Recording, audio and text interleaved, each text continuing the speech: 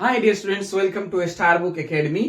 आज हम लोग पढ़ाई करेंगे क्लास 11th के बायोलॉजी के जो 17th चैप्टर है जिसका नाम है breathing and exchange of gases. उसके एक छोटा सा टॉपिक है रिस्पायरेटरी वॉल्यूम्स एंड कैपेसिटी, उसके बारे में। हालांकि जो टॉपिक है वो भले ही छोटा है, स्मॉल है, लेकिन हर साल नीट में कम से कम एक क्वेश्चन इससे जरूर आता है। ऐसा कोई भी साल नहीं है जिसमें नीट्स में इसमें क्वेश्चन नहीं आता होगा। या तो न्यूमेरिकल्स के फॉर्म में आता है, या डायरेक्टली डेफिनेशन के फॉर्म में पूछ देता है, या कोई एक दो के सम के फॉर्म में पूछता है। कैसे, अभी जस्ट देखेंगे। तो चलिए सबसे पहले समझते हैं रिस्पायरेटरी वॉल्यूम्स और कैपेसिटी। तो रिस्पायरेटरी वॉल्यूम्स का मतलब होता है जो रेस्पिरेशन, यानी हम लोग जो ब्रीदिंग करते हैं तो उस टाइम पर जो एयर इनहेल करते हैं या फिर एक्सहेल करते हैं, या कितना हमारे लंग्स में एयर बच जाता है, या हमारे लंग्स में कितना एयर एकोमोडेट हो सकता है, ये सब की पढ़ाई करेंगे इसमें, जिस टॉपिक का नाम है रिस्पायरेटरी वॉल्यूम्स और कैपेसिटी। इसमें डिफरेंट टर्म्स आता है, और TV, IRV, ERV, RV, IC, EC, FRC, VC और टोटल लंग कैपेसिटी टीएलसी आता है।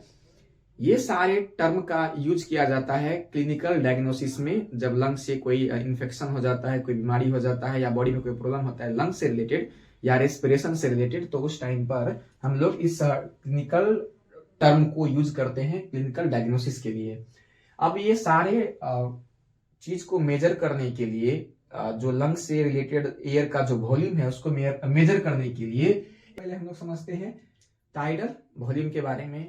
टाइडल वॉल्यूम क्या होता है? तो नॉर्मल ब्रीदिंग के टाइम पर, नॉर्मल रेस्पिरेशन के टाइम पे जितना एयर को हम लोग इनहेल करते हैं या फिर एक्सहेल करते हैं, उस एयर के वॉल्यूम को बोलते हैं टाइडल वॉल्यूम। यानी वॉल्यूम ऑफ इंस्पायर्ड और expired air during normal respiration.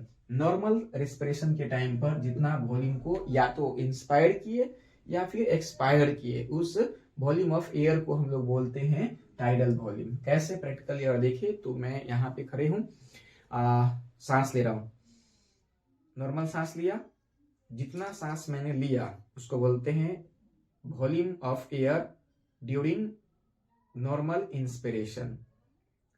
या फिर जितना सांस के रूप में एयर को छोड़ा, उस एयर को ही हम लोग बोलेंगे टाइडल वॉल्यूम, और उसका होता है 500 ml।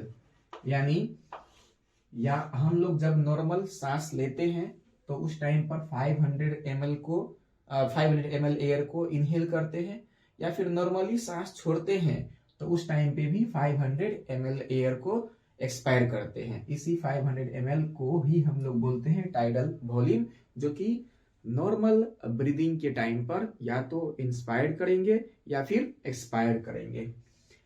एनसीईआरटी में इस वॉल्यूम को ब्रीदिंग रेट से कंपैरिजन किया हुआ है, पर मिनट दिया हुआ है। आप जानते हैं ब्रीदिंग रेट जो है वो 12 to 16 टाइम्स होता है। तो अगर हम लोग 500 ml को 12 से मल्टीप्लाई करेंगे तो 6000 ml आएगा, 6000 ml आएगा। और 16 टाइम्स को अगर 500 ml से मल्टीप्लाई करेंगे तो 8000 ml आएगा।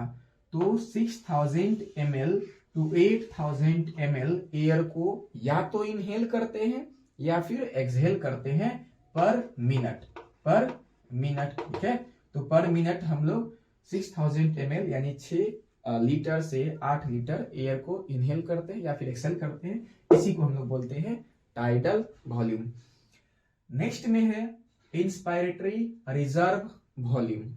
इंस्पायरेटरी रिजर्व वॉल्यूम के बारे में कहते हैं कि इंस्पायरेटरी, ऑब्वियस सी बात है, सांस लेने की बात चल रही है, तो नॉर्मल सांस लेना, जैसे मैंने नॉर्मल सांस लिया, उसके बाद फोर्सफुली कितना सांस ले सकते हैं ये। तो आफ्टर नॉर्मल इंस्पिरेशन, जो फोर्सिबल इंस्पिरेशन होता है, उस टाइम पे जितना एयर के वॉल्यूम को इनहेल करते हैं उसी को बोलते हैं इंस्पायरेटरी रिजर्व वॉल्यूम। आम भाषा में बोले तो जबरदस्ती जितना सांस लेते हैं, जबरदस्ती सांस लेने के टाइम पर जितना एयर को लेते हैं, उसी एयर के वॉल्यूम को हम लोग बोलते हैं इंस्पायरेटरी रिजर्व वॉल्यूम।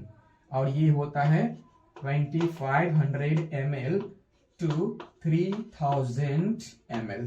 2500 से 3000 ml होता है। इसका मतलब आप क्या समझे, नॉर्मल सांस ले लिए, उसके बाद एडिशनल वॉल्यूम ऑफ एयर जो लेते हैं, फोर्सिबल दम लगा के सांस लेके, तो जितना लिए उसी को हम लोग बोलते हैं IRV, इंस्पिरेटरी रिजर्व वॉल्यूम।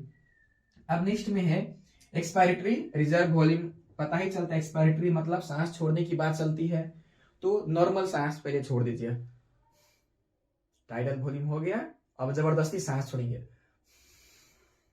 तो after normal expiration, forcible expiration के टाइम पे जितना एयर को एक्सपायर करते हैं, ये नॉर्मल सांस छोड़ने के बाद जो जबरदस्ती सांस छोड़ते हैं, उस टाइम पे जितना एयर को बाहर निकालते हैं उसके वॉल्यूम को ही हम लोग बोलते हैं एक्सपायरेटरी रिजर्व वॉल्यूम। और वो होता है 1000 ml to 1100 ml, यानी 1000 ml से 1100 ml हवा को हम लोग जबरदस्ती सांस के रूप में निकाल सकते हैं, जिसको बोलते हैं एक्सपायरेटरी रिजर्व वॉल्यूम। नेक्स्ट में है रेसिडुअल वॉल्यूम। रेसिडुअल का मतलब होता है बचा हुआ, तो कहता है the total volume of remaining air in the lungs is called residual volume, यानी जितना एयर बच जाता है फोर्सफुली एक्सपायरेशन के बाद, जबरदस्ती सांस छोड़ दीजिए, उसके बाद जो एयर बच जाता है, अब पहले तो नॉर्मल सांस छोड़ना पड़ेगा, टाइडल वॉल्यूम निकल गया, फिर जबरदस्ती ERV भी निकल गया, उसके बाद भी लंग्स में जबरदस्ती सांस छोड़ने के बाद भी, फोर्सिबल एक्सपायरेशन के बाद भी हमारे लंग्स में कुछ ना कुछ एयर का वॉल्यूम बच जाता है, उसको हम लोग बोलते हैं रेसिडुअल वॉल्यूम RV, जिसका अमाउंट होता है 1100 ml to 1200 ml, यानी इतना एयर जबरदस्ती सांस छोड़ने के बाद भी हमारे लंग्स में बच जाती है, इसको हम लोग बोलते हैं रेसिडुअल वॉल्यूम। तो इतना आपको याद रखना पड़ेगा रेस्पिरेटरी वॉल्यूम्स में। टीबी जो नॉर्मल सांस लेते हैं या छोड़ते हैं, उस एयर के वॉल्यूम को बोलते हैं टीबी 500 ml होता है। नॉर्मल सांस लेने के बाद जो जबरदस्ती सांस लेते हैं, उस टाइम पर जितना एयर को इनहेल करते हैं, उसको हम लोग बोलते हैं IRV, 2500 ml to 3000 ml होता है। और फिर नॉर्मल सांस छोड़ने के बाद जो एडिशनल अमाउंट ऑफ एयर को रिलीज करते हैं जबरदस्ती, यानी जबरदस्ती सांस छोड़ते हैं, उस टाइम पर जितना एयर को एक्सपायर करते हैं, उसको हम लोग बोलते हैं ERV, जो कि होता है 1000 ml to 1100 ml। अब है नेक्स्ट में रेसिडुअल वॉल्यूम। जबरदस्ती सांस छोड़ने के बाद भी, यानी फोर्सिबल एक्सपायरेशन के बाद भी हमारे लंग्स में कुछ एयर बच जाता है, उस एयर के वॉल्यूम को हम लोग बोलते हैं रेसिडुअल वॉल्यूम, जिसका अमाउंट होता है 1100 ml to 1200 ml। तो ये डाटा को आपको याद रखना पड़ेगा, साथ में NCERT का लाइंस भी याद रखना पड़ेगा, कभी कभी डेफिनेशन के रूप में पूछ देता है। और फिर है नेक्स्ट में कि इंस्पायरेटरी कैपेसिटी। देखिए, कैपेसिटी का मतलब होता है क्षमता और इंस्पायरेटरी मतलब होता है सांस लेना।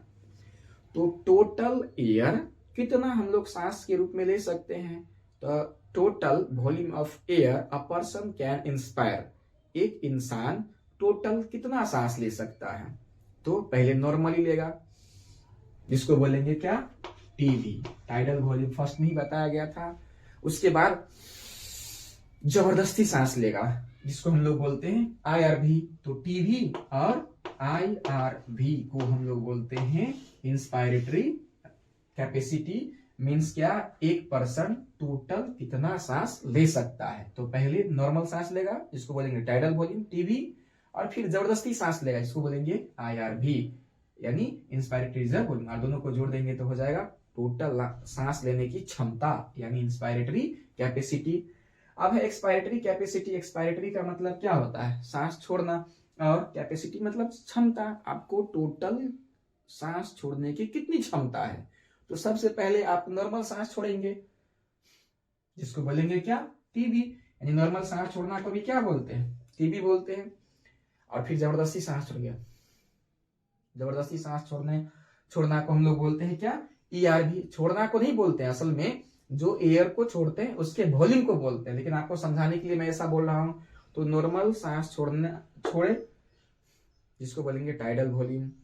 फिर जबरदस्ती इससे ज्यादा नहीं हो सकता है, तो टोटल कितना आप एयर को एक्सपायर कर सकते हैं। Total volume of air a person can expire is called expiratory capacity. एक आदमी, आसान भाषा में, एक आदमी टोटल कितना सांस छोड़ सकता है। तो पहले नॉर्मली सांस छोड़ेगा टीबी, और फिर जबरदस्ती सांस छोड़ेगा जिसको हम लोग बोलते हैं ERV। तो दोनों को जोड़ेंगे, इसको हम लोग बोलते हैं क्या, एक्सपायरेटरी कैपेसिटी, टोटल सांस छोड़ने की क्षमता। अब है FRC, functional residual capacity. NCERT में लिखा है कि after normal expiration, normal expiration के बाद जितना एयर लंग्स में बच जाता है उसी को हम लोग बोलते हैं FRC, functional residual capacity. Functional मतलब काम करने लायक, रेसिडुअल मतलब बचा हुआ। तो कितना काम करने लायक एयर बचा हुआ रहता है उसको हम लोग बोलते हैं फंक्शनल रेसिडुअल कैपेसिटी, जिसका डेफिनेशन क्या है, तो नॉर्मल एक्सपायरेशन के बाद, यानी the remaining volume of air after normal expiration, जो बच जाता है तो क्या होगा। तो मैंने नॉर्मली सांस छोड़ता हूं, प्रैक्टिकली देखिए, छोड़ दिया, टाइडल वॉल्यूम चला गया, लेकिन जबरदस्ती भी सांस छोड़ सकता हूं, इसको मैं क्या बोलता हूं, ERB, छोड़ सकता हूं लेकिन छोड़ा नहीं। और जो कि हमारा लंग्स में हमेशा एक एयर पहले से बचा रहता है जिसको क्या बोलते हैं, RB। तो RB और ERB दोनों को जोड़ेंगे तो क्या बोलते हैं, फंक्शनल रेसिडुअल कैपेसिटी। मतलब नॉर्मल सांस छोड़ने के बाद जो बच जाता है, एक तो हमेशा बचा रहेगा जिसको बोलेंगे रेसिडुअल वॉल्यूम, उसके बाद जिसको जबरदस्ती सांस के रूप में छोड़ सकते थे लेकिन छोड़े नहीं है, बस नॉर्मल वाला ही छोड़े हैं, तो जितना एयर बच जाता है रेसिडुअल वॉल्यूम, इसको जबरदस्ती सांस के रूप में छोड़ सकते थे लेकिन छोड़े नहीं है, उसको यानी ERB को दोनों को मिलाएंगे तो बन जाएगा FRC, फंक्शनल रेसिडुअल कैपेसिटी। अब नेक्स्ट में है VC, ठीक है, वाइटल कैपेसिटी। वाइटल कैपेसिटी का दो डेफिनेशन है एनसीईआरटी में। एक है कि कहता है कि आप जबरदस्ती सांस लीजिए, ले लिए, अब कितना सांस को छोड़ सकते हैं उसको, या फिर जबरदस्ती सांस छोड़िए और फिर जबरदस्ती सांस छोड़ने के बाद कितना सांस ले सकते हैं उसको। तो चलिए मैं एक के थ्रू समझाता हूं। एक डेफिनेशन को पकड़ते हैं। सबसे पहले कि कहता है कि फोर्सिबल इंस्पायरेशन के बाद आप कितना एयर को छोड़ सकते हैं। तो मैं पहले फोर्सिबल इंस्पायरेशन करता हूं। फोर्सिबल इंस्पायरेशन कर लिया, जबरदस्ती सांस ले लिया, अब कितना छोड़ सकते हैं। तो सबसे पहले जो जबरदस्ती सांस लिया उसको छोड़ेंगे तो उसको हम लोग बोलेंगे IRV।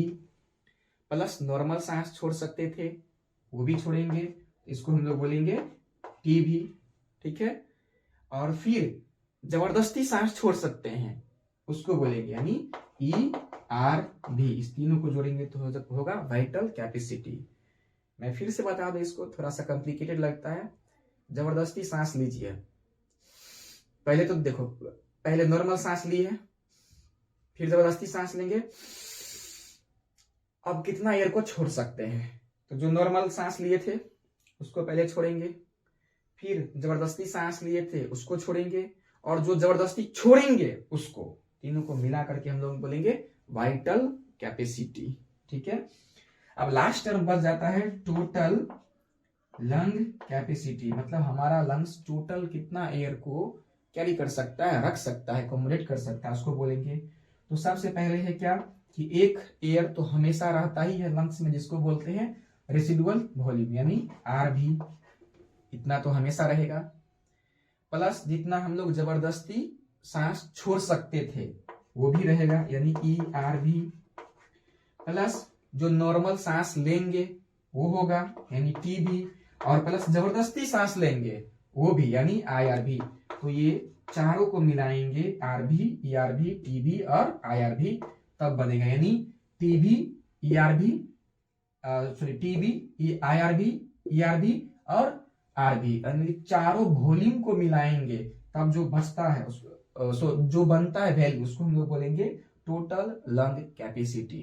ठीक है। इसको दूसरे टर्म में भी लिख सकते हैं, कैसे? तो आरबी को लिखते हैं आरबी रेसिडुअल वॉल्यूम, और ईआरबी, टीबी और आईआरबी, आईआरबी, टीबी और ईआरबी को हम लोग क्या लिख सकते हैं? वीसी।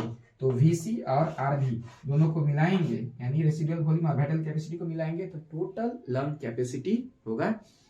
तो स्टूडेंट्स, ये छोटा सा टॉपिक था 11th क्लास का। उम्मीद करता हूँ इसके बारे में आप समझे होंगे। ठीक है, मिलते हैं नेक्स्ट लेक्चर में।